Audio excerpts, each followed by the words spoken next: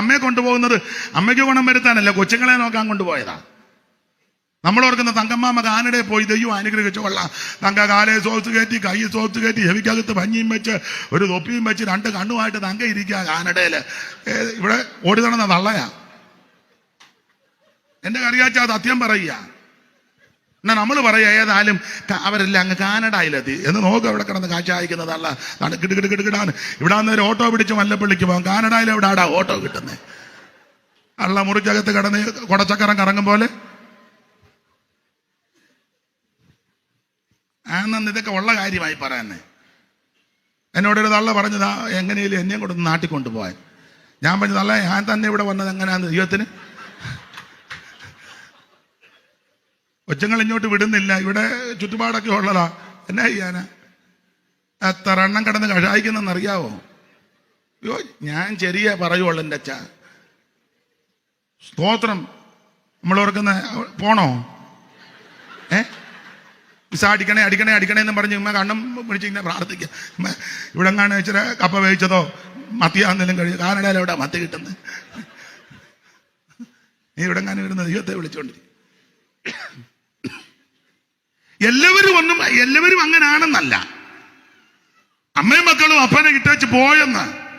വിശ്വസ്തരല്ലെല്ലാരും. മാന്യ സഹോദരിമാരും നിരാശപ്പെടണ്ട. ഭർത്താക്കന്മാരെല്ലാരും ഒന്നും വിശ്വസ്തരല്ല. ജനിപ്പിച്ച പിള്ളാരെ ശുശ്രൂഷിച്ച സഹധർമ്മിണിയെ ഉപേക്ഷിച്ച് ഇഷ്ടപ്പെട്ട പരസ്ത്രീയുടെ കൂടെ അവൻ പോയ എത്ര എണ്ണം ഉണ്ട്, എത്ര ബിരുദന്മാരുണ്ട്. ഇപ്പോഴും ഉണ്ടല്ലോ, പെന്തിക്കോസിലും ഉണ്ടല്ലോ 2, 3 കെട്ടിയ ബിരുദന്മാര് ഉണ്ടെന്ന്. കൊള്ളാം, പാഷന്മാരും നിപ്പോണ്ട് ഇനിയും നിന്നെ കെട്ടിക്കാൻ പാടാന്ന്.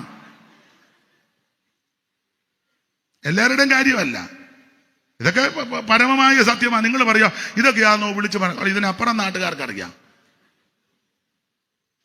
ഈ ന്യായവിസ്താരത്തിൽ മോഹം നോക്കരുത്. ചെറിയവന്റെ കാര്യവും വലിയവന്റെ കാര്യവും ഒരുപോലെ പൊത്തി പൊത്തി വർത്താനം പറയരുത്.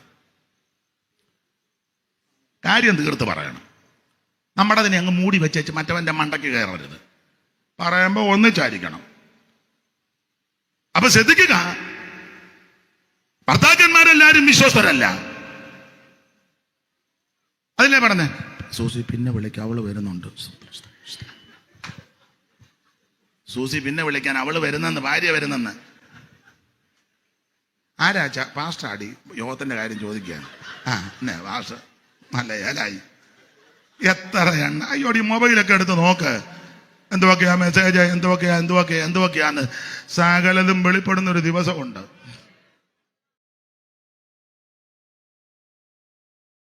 Subscribe and follow me.